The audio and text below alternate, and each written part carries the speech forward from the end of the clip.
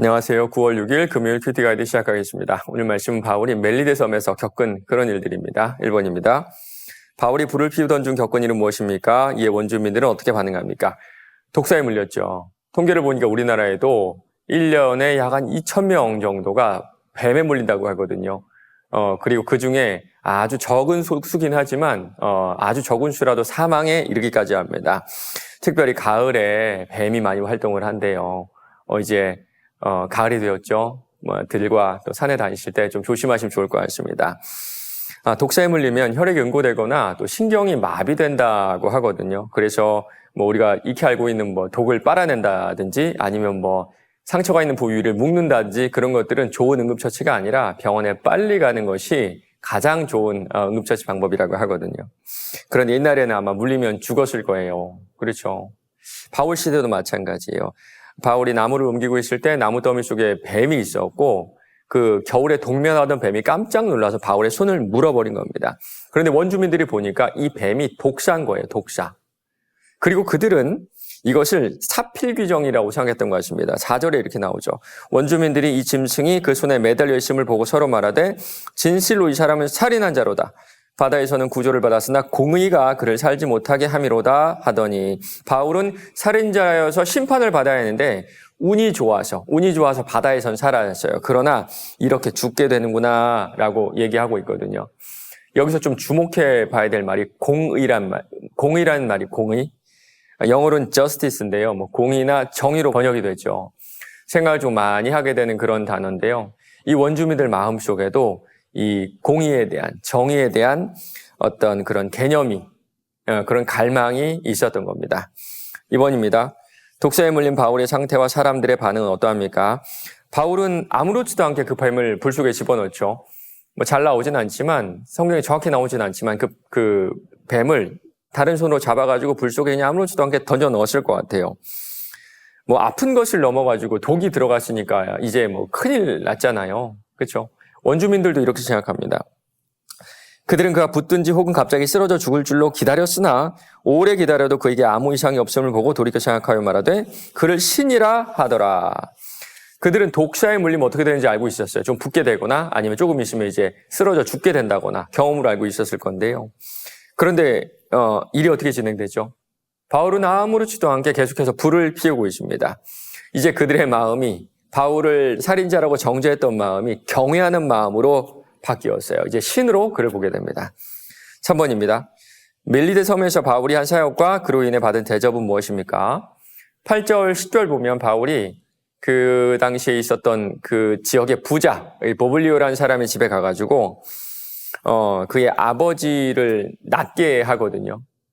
어떤 병이 있었냐면 열병과 이질이라고 나오는데 요즘은 쉽게 치료하는 병인데 그 당시에는 몇 개월, 길게는 몇 년 동안 고생해야 되는 그런 병이었거든요. 그런데 어떤 일이 벌어지죠? 바울이 기도하고 안수하자마자 깨끗하게 낫게 되었어요. 이 소문은 몇 시간, 며칠 지나지 않아서 전 섬 전체로 퍼지게 되었고 사람들이 바울에게 몰려와서 이제 기도받고 이제 치유를 받는 그런 장면들이 나오는데요. 그런데 이런 생각도 들어요. 지금 바울이 누가와 동행을 하고 있죠. 그렇죠? 누가는 직업이 의사였잖아요. 아마도 옆에서 누가도 좀 진료를 하고 치료했을 것 같아요. 특별히 좀 의학 지식들을, 상식들을 가르쳐 주지 않았을까요? 그 후에 어떤 일이 벌어지냐면요. 3개월 후에 배를 고치고 떠날 때 멜리데 섬 사람들이 앞으로의 항해에 필요한 것들을 공급해 줍니다. 아직 로마까지는 500km 정도가 남았거든요. 상당히 오랜 시간 가야 되는데 이 시기에 필요한 모든 것들을 공급해 줘요. 맞아요. 하나님께서는 지금 바울이 로마 황제에 설 때까지 그 모든 것들을 참 신기한 방법으로 공급해 주고 계신 겁니다. 4번입니다. 독사에 물린 위험한 순간에도 하나님께서 바울을 보호하신 이유가 무엇인지 묵상해 봅시다. 사도행전 23장 11절에 이런 말씀이 있어요.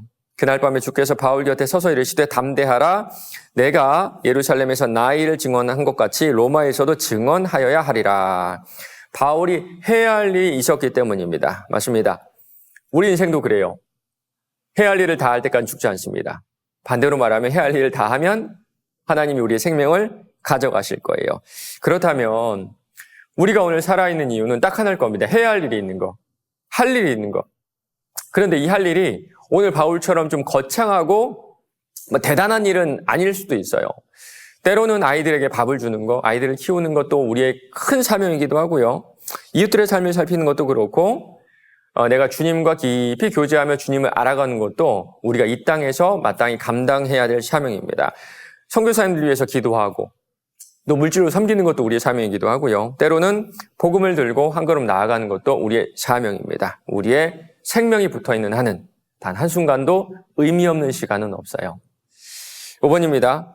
나에게 닥친 갑작스러운 위기의 순간이 도리어 하나님을 전하는 통로가 된 경험이 있습니까? 끝까지 사명을 감당하기 위해 지금 내가 다짐해야 할 것은 무엇인지 생각해 봅시다.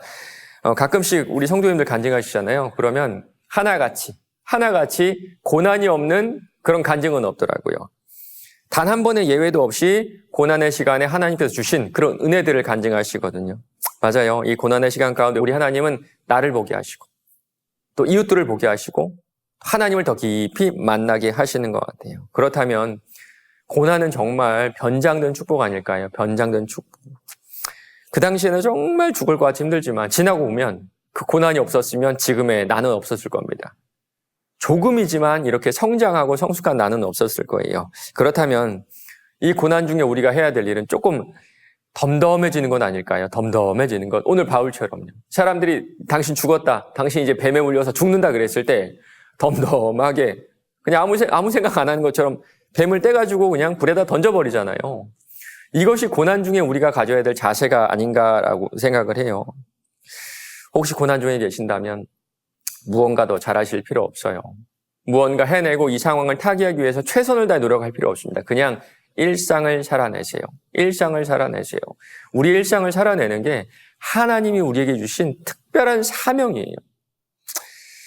오늘 하루도 일상을 살아내세요. 덤덤히 살아내시면서 하나님의 일하심과 또 개입하심을 사모하시는 저와 여러분 되시길 바랍니다.